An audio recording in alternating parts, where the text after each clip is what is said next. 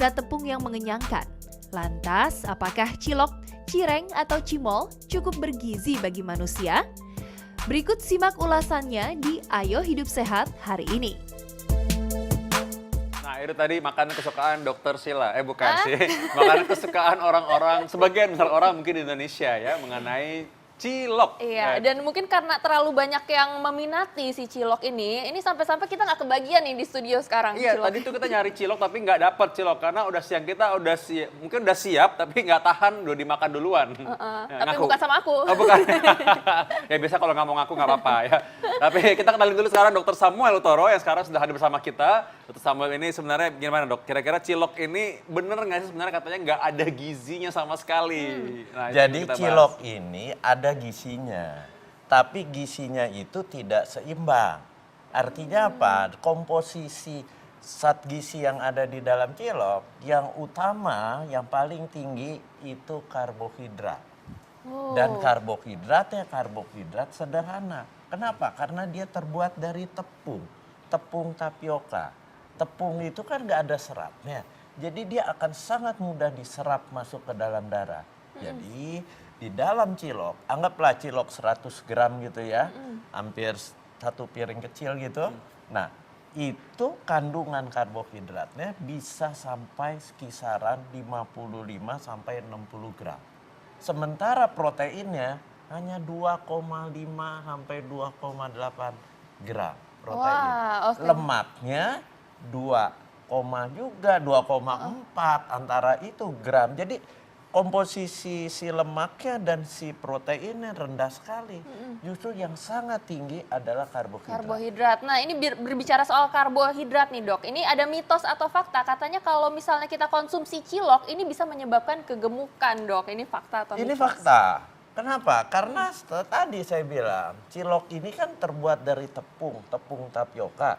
Itu kan karbohidrat sederhana. Karbohidrat sederhana itu dia akan mudah sekali diserap. Jadi kalau Anda makan 100 gram, itu hampir 90 gram akan diserap.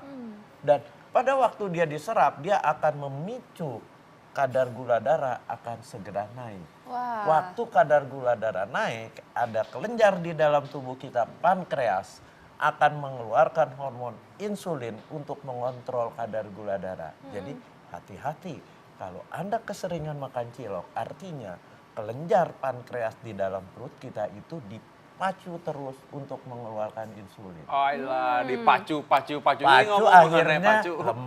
lemah. Jadi akhirnya lama-lama jadi Karena kena diabetes. diabetes, penyakit gula. Nah ini tadi ngomong soal gula nih, bagaimana soal tensi? Tensi atau juga apakah benar orang dengan penyakit darah tinggi misalnya nggak boleh makan cilok, apakah benar?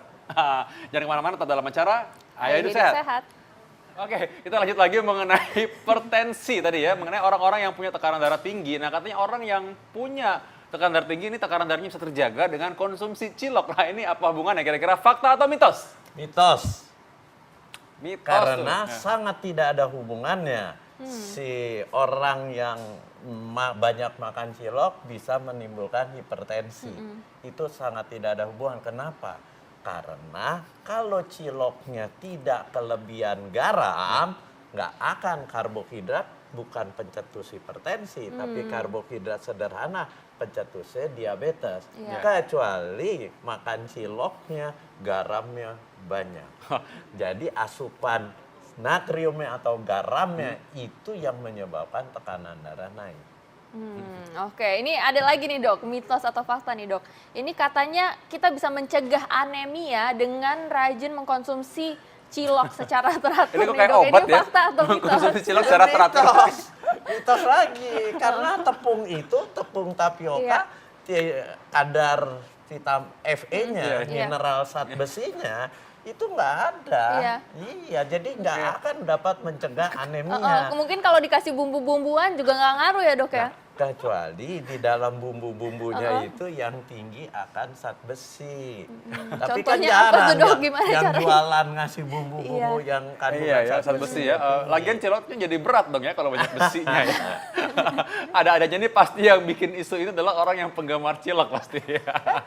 Nah kita lanjut nih, fakta atau mitos berikutnya nih ya. Katanya tulang sehat dengan konsumsi cilok. Nah ini mungkin banyak zat besinya juga nih. Fakta atau mitos? Mitos lagi.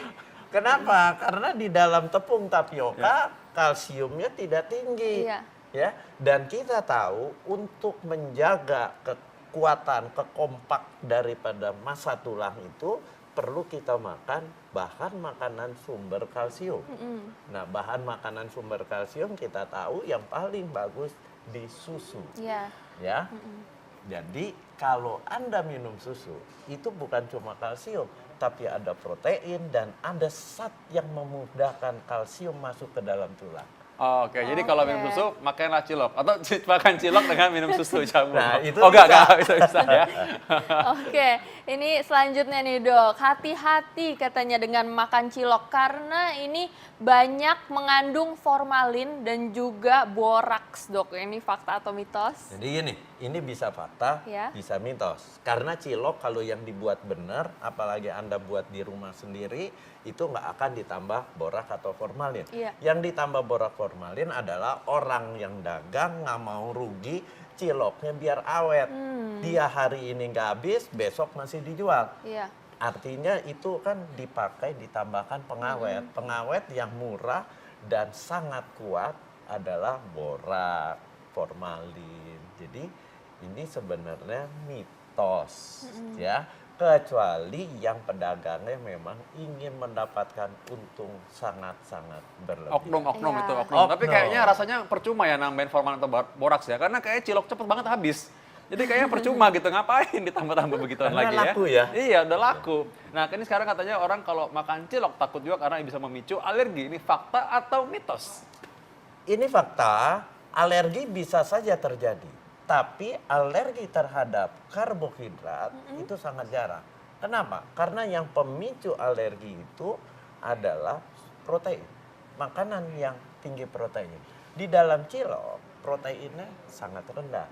Jadi kemungkinan dia memicu, itu kemungkinan sih tetap bisa terjadi alergi. Oke, kalau misalnya ciloknya dikasih bumbu kacang gimana tuh dok? Nah, itu bisa, sangat mungkin. Itu menjadi fakta. Kalau orangnya alergi terhadap protein yang ada di kacang. Ya, tapi kalau cilok utuh, kemungkinan alerginya rendah. Lagian kasihan Oke. banget ya alergi cilok ya kayaknya. Itu kan nikmat banget kan. Iya. Nah ini ada lagi nih dok, ini katanya wanita hamil ini dilarang untuk konsumsi cilok. Ini fakta atau mitos dok? Mitos. Boleh Anda berarti ya hamil, dok ya? konsumsi aja cilok. Kenapa? Karena kita tahu di dalam cilok itu ada kandungan karbohidrat. Karbohidrat sederhana. Karbohidrat itu kita tahu sumber energi. Makanya Anda kalau makan cilok seger. Tapi segernya hanya sebentar. Kenapa? Karena kadar gula darahnya melonjak tinggi. Waktu dia melonjak tinggi, Anda segar. Tapi kadar gula darah yang tinggi akan segera diturunkan. Nah. Waktu dia udah diturunkan, itu akan terasa lemas. Jadi, Oh. orang hamil boleh gak makan cilok? Boleh saja.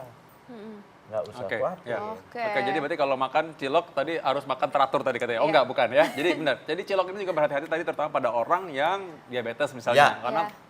melonjak tinggi gula darahnya. Jadi hati-hati pada orang yang punya kencing manis. Ya. Oke. Ya, ini boleh minta tips-tipsnya nih dok untuk masyarakat penggemar-penggemar cilok yang ada di rumah nih dok. Ini berapa banyak nih bolehnya sehari misalnya satu porsi. Ini itu ada berapa banyak kalori sih dok? Ya, jadi jangan terlalu sering tips saya, jangan terlalu sering makan cilok. Terutama anak-anak nih. Anak-anak sangat hobi Iya. cilok. Pulang sekolah ada tukang cilok, beli cilok. Nah, tiap kali makan jangan sampai satu piring. Makanlah agak dikurangi.